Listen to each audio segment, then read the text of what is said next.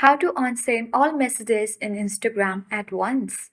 Hi everyone, welcome to the channel. This is Rose and I'm here to guide you on how to unsend all messages in Instagram at once. Watch the video till the end, and without further ado, let's dive right into the video. First, launch Instagram app on your device. Make sure to log into your account. Tap profile icon at bottom right corner of the screen. Now you have to select three-line icon at top right corner. Scroll to the bottom, select Help, and tap Report a problem.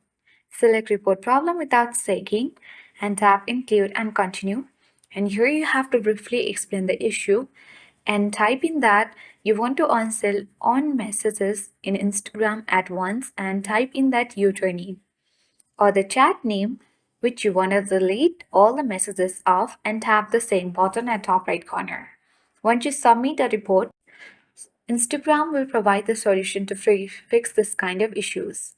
That's it. Hope this video helped you. If you are new to our channel, hit the like button and subscribe. Thanks for watching and see you in the next video.